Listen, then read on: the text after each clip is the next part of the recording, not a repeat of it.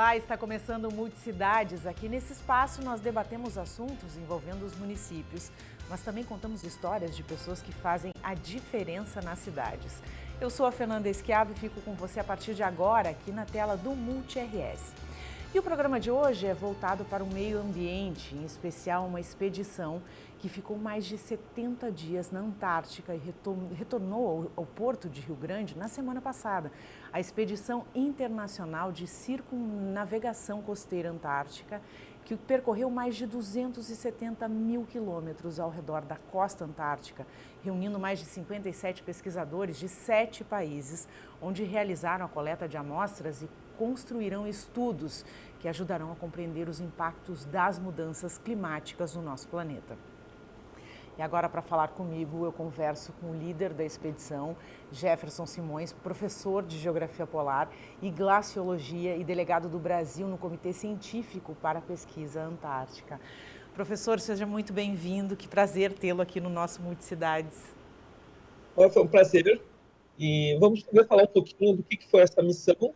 Só gostaria de achar que foi mais de 27 mil quilômetros. 27 mil quilômetros. É bastante coisa, né? Professor, conta pra gente, então, como é que iniciou esse projeto, como é que vocês conseguiram juntar todos esses pesquisadores para poder se reunir e fazer essa grande... Acho que é um dos maiores estudos que a gente vai ter aí nos próximos anos, né? Bom, essa história começou em 2023, quando foi criada uma fundação para a preservação e investigação da criosfera, da massa de gelo e neve, pelos franceses e suíços. Houve um evento naquela época que foi liderado pelo presidente Macron, e eu fui convidado como único latino-americano a participar desse encontro, e dali houve uma doação dessa fundação para fazer um programa internacional, um projeto internacional. E nós aqui do Rio Grande do Sul que organizamos isso e convidamos vários países, e basicamente se tornou uma missão dos grandes 4 países do BRICS: Brasil, China, Índia e Rússia. E através da cooperação com nossos colegas russos, nós ainda conseguimos o empréstimo desse belíssimo navio quebra-gelo acadêmico Treshnikov, que é um dos 6 únicos navios quebra-gelos para a ciência. Não, é sensacional, né? E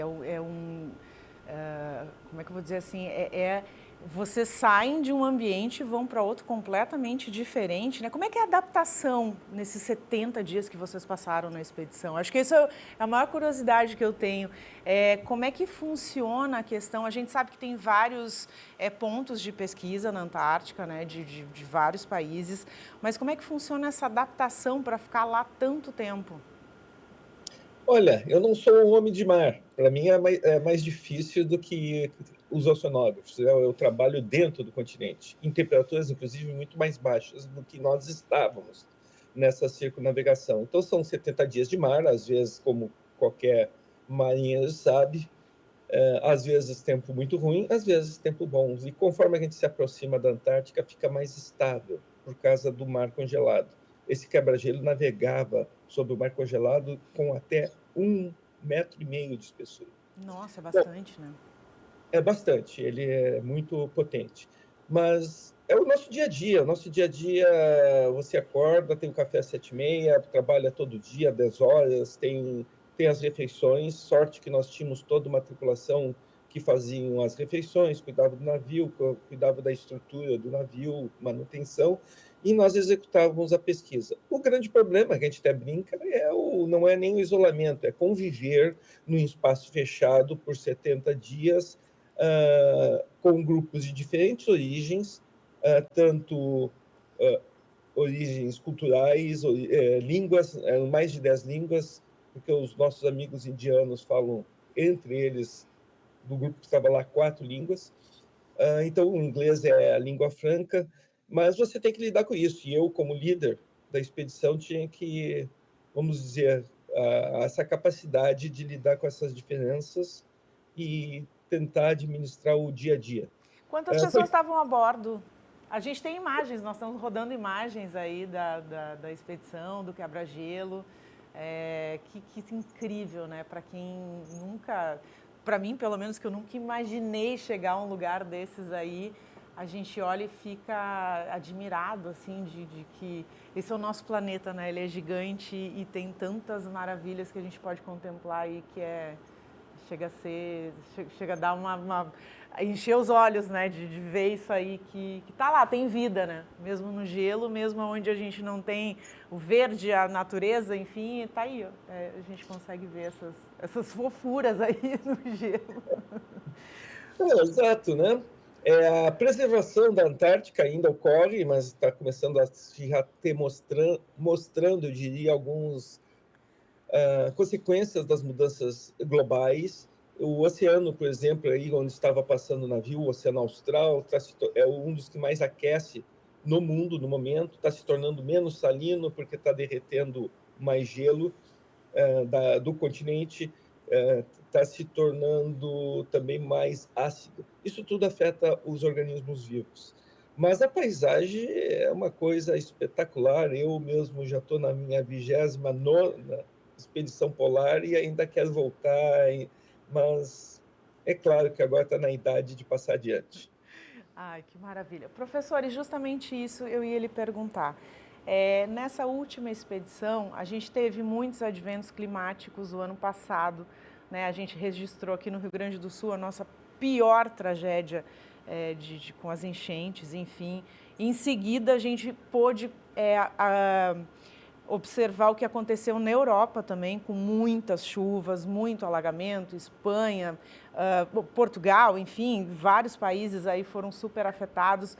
Esse ano a gente volta com Santa Catarina com muita chuva, com muita inundação, Europa também sofrendo de novo com excesso de frio, excesso de neve em lugares onde não nevava. Qual é o cenário que vocês viram durante a expedição? Porque a gente tem nós sempre ouvimos, digamos assim, nós leigos, né? O descongelamento das geleiras, o impacto que isso está causando no clima, enfim.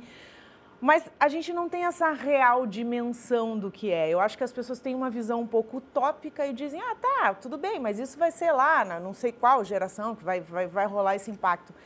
O que vocês viram? Qual é a real situação que a gente tem hoje? Olha, nós temos que entender que a Antártica, o interior da Antártica é muito estável e ainda não mostra os sinais mais claros, mas é na periferia da Antártica, no lugar mais quente, exatamente no oceano e na costa, que nós começamos já fazem 20 anos ver aumento de uma série de eventos de mudanças do clima. Eu vou te dar um exemplo, as geleiras mais ao norte estão derretendo, estão contribuindo para o aumento do nível do mar, mas não são as mais importantes por enquanto, mas vão ser a partir das próximas décadas. Pinguins migrando para o sul, várias espécies, peixes migrando para o sul, esverdeamento das ilhas subantárticas, ou seja, está havendo mais campos de musgos, inclusive penetração de algumas espécies de gramíneas, ou gramas surgindo nessas ilhas. É uma série de modificações. Né? Mas o que nós temos que entender, o mais importante, é a ligação da Antártica com o clima da América do Sul, e especificamente para o Rio Grande do Sul. Aquele evento que ocorreu em maio do ano passado, com a nossa catástrofe, pouco foi anunciado, mas estava associado de um processo polar. As nossas frentes frias, que o gaúcho sabe muito bem, são formadas exatamente no Oceano Austral, antigamente conhecido como Oceano Antártico. De tempos em tempos, com diferentes forças, elas são liberadas e avançam o continente adentro. E naquele momento, em maio de 2024, as frentes polares foram bloqueadas sobre o estado do Rio Grande do Sul devido a um aquecimento anômalo no centro do Brasil. Ou seja, você está vendo mudanças na circulação atmosférica devido a fortes aquecimentos e fica mais difícil do ar mais ameno, mais frio, no caso, chegasse ao Rio Grande do Sul e caiu todo o teto d'água na nossa cabeça. É complicado, né? E agora, por exemplo, a gente está tendo uma semana aí com registros das temperaturas mais quentes, né, dos últimos anos, quiçá das últimas décadas. E a gente percebe essa mudança, né, ao longo dos anos. Eu me lembro assim, quando eu era criança, a gente ainda tinha as estações bem especificadas, né?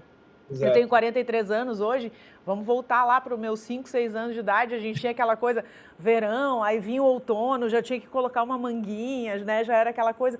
Hoje a gente não tem mais e a gente não sabe, faz calor no inverno, faz frio no verão, aí a gente tem muito calor, aí tem muita chuva. Isso tem como mudar o que está acontecendo hoje? Acho que essa é a grande pergunta, assim, tem como voltar atrás e corrigir o estrago já feito? Não, nós não temos como voltar atrás. O que nós temos que fazer, e dá para fazer, é segurar esse processo que não ultrapasse uma média no aquecimento global ao redor de 2 graus centígrados. Você deve ter lembrado que a gente estava falando 1,5 grau. Infelizmente, o processo se tornou tão dramático, tão rápido, que isso já está sendo considerado ultrapassado pela comunidade científica. Lembre-se que o cenário de mudança do clima é exatamente isso, um aumento da variabilidade, mais eventos extremos de calor, inclusive muitas vezes vai aparecer mais efeitos extremos de frio, enxurradas cheias e depois secas. Nós estamos tendo um sistema climático que está se ajustando e cada vez mais para cima e para baixo, se você quiser visualizar dessa maneira. Então, isso vai se intensificar, e o que nós temos que fazer é um esforço enorme para reduzir, segurar o aumento dos gases estufas. Lembrando que nós já aumentamos em 40% a concentração de dióxido de carbono desde o início da Revolução Industrial, que ocorreu lá no final do século XVIII, início do século XIX. Professora, eu vou pedir para que você continue com a gente vai falar mais sobre esse tema tão importante, né? E de um impacto direto nas nossas vidas, porque agora a gente vai fazer um rápido intervalo, mas volta já já, não sai daí.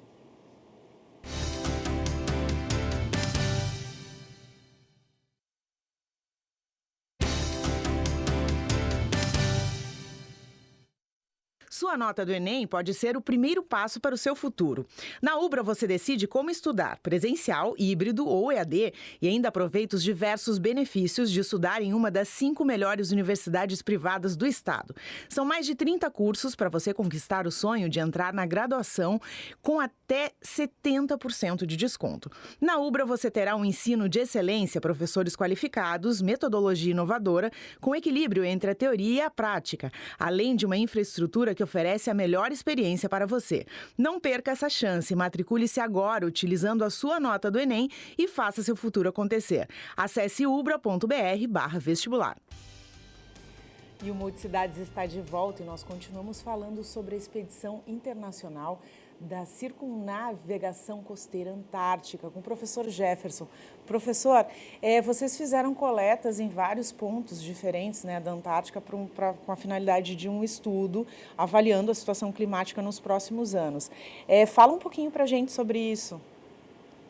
Olha, ao longo desses 70 dias nós coletamos amostras do fundo do oceano, de geleiras, fizemos estações oceanográficas até 2.000 metros de profundidade, já mostrando diferentes níveis, e principalmente também lançamos mais de 40 balões atmosféricos, que subiam até 35 quilômetros de altura. Tudo isso foi feito para ver o estado atual do sistema clima na Antártica, principalmente investigar a superfície do oceano e também detectar e entender como essa variabilidade da Antártica afeta o nosso dia a dia. Eu posso dar alguns exemplos que ficam claros. Nós conseguimos monitorar a saída do que nós chamamos o rio atmosférico, a massa de ar carregada de umidade lá da Amazônia, passando pelo Rio Grande do Sul e seguindo para a Antártica. Nossa, sensacional. E vocês têm alguma previsão de conclusão de todo esse estudo, de toda essa análise das amostras, enfim, da compilação de todos esses materiais aí para poder ter um resultado final? Olha, é um projeto internacional, com compartilhamento de dados, amostras foram enviadas para vários países e, é claro, para o Brasil.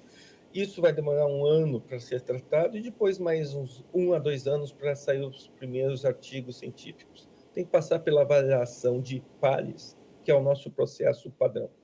Não, esse é um estudo super grandioso, digamos assim, né, e que nos traz resultados, digamos assim, talvez um pouco mais animadores e talvez não, né, professora? A gente não tem ainda ideia É, do que vai acontecer.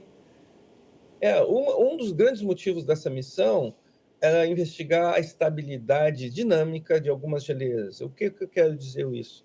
Existem hipóteses que apontam que talvez nos próximos 100 a 200 anos, algumas geleiras corram mais rapidamente para dentro do oceano, aumentando mais ainda o nível dos mares, além do que nós já esperamos. Nós esperamos até 1,20 m. Até quando? Até 2100. Mas existem algumas hipóteses que dizem que até 5 ou mesmo 7 metros até o ano 2300. E isso preocupa, porque aí nós estamos já vendo uma catástrofe global. Sim, em função das cidades litorâneas, né? Com esse número elevado aí de água, provavelmente grandes cidades vão acabar sendo afetadas enfim. Professor, assim, ó, o senhor comentou anteriormente no primeiro bloco, né, que cada vez mais a gente vai ter essas questões de excesso de calor, excesso de frio, pontos de muita chuva. O que se pode notar no que diz respeito ao Rio Grande do Sul depois do que a gente viveu? Existe uma possibilidade de que isso aconteça novamente aqui no nosso estado? Sim, existe. A grande questão é quando. Alguns colegas estatisticamente consideram que a frequência desses eventos extremos não só deve aumentar, mas ela deve recorrer, talvez daqui a 30 anos, menos então do que a metade do tempo que ocorreu a enchente de 1941 e voltou agora. Nós temos vários registros que ocorreram no passado, mas não com tanta frequência.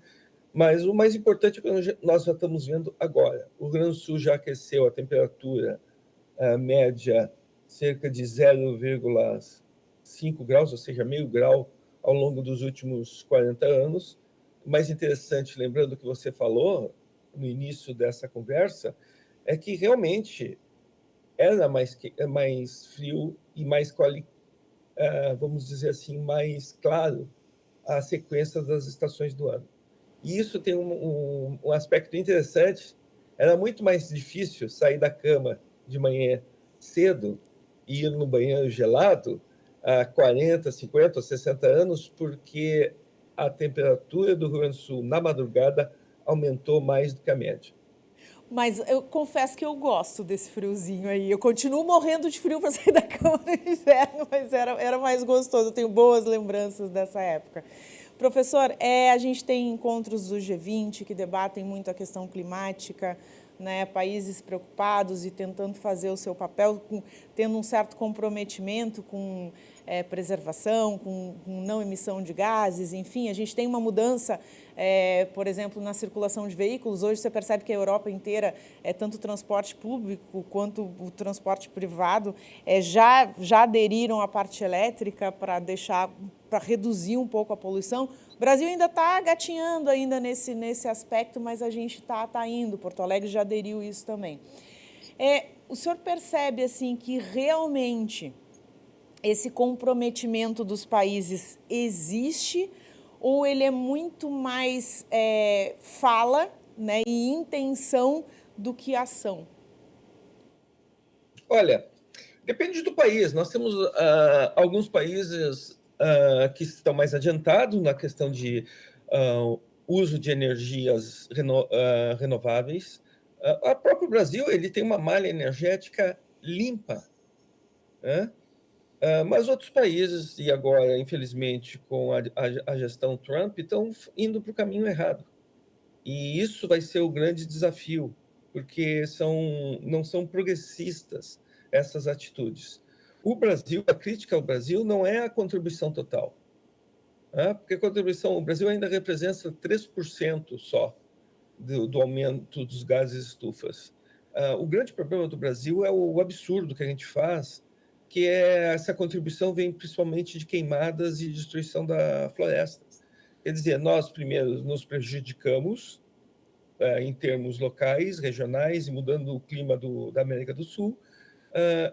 Expandimos uma fronteira agrícola que destrói a biodiversidade sem necessidade, era só aumentar a produtividade no centro-oeste no sul, e só beneficia alguns, principalmente grileiros, que invade terra e ainda não ocupada.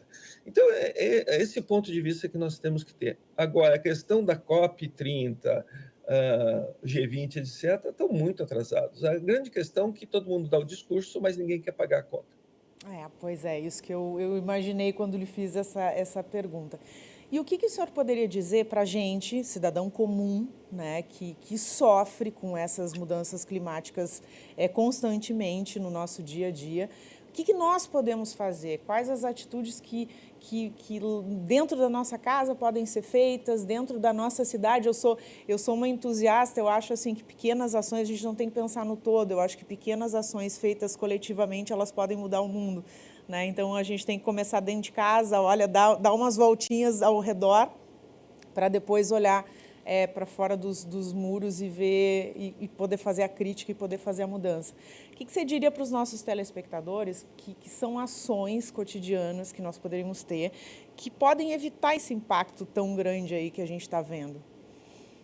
Olha, nós temos que ver que, ok, é importante essas ações individuais, desde o maior uso de transporte público, uso de veículos que sejam realmente eficientes no custo de combustível. É um absurdo hoje ver carros que nem cabem nas garagens de condomínio, por de tão grandes que são. Você está pagando, gastando gasolina para transportar metal e não gente. Então, são coisas que realmente nós temos que mudar os valores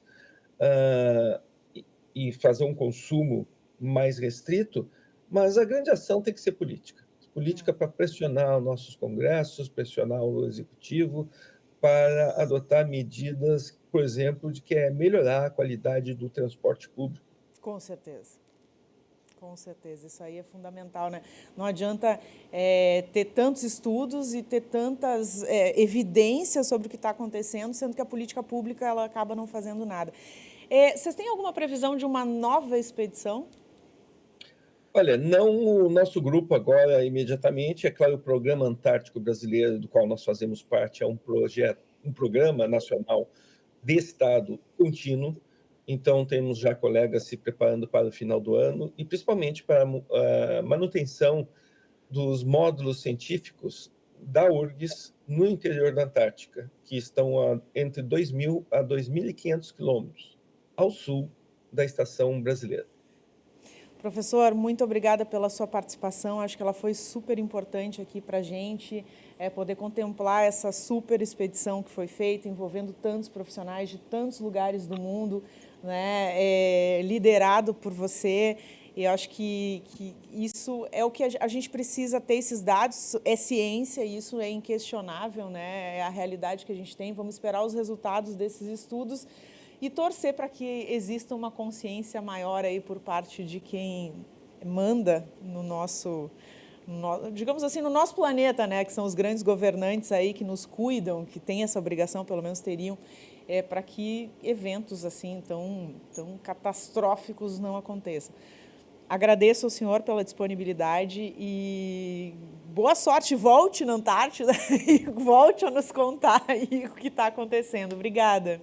Obrigado. Até a próxima, então. Multicidade de hoje vai ficando por aqui. Obrigada pela sua companhia. A gente se encontra nos próximos programas. Tchau, tchau.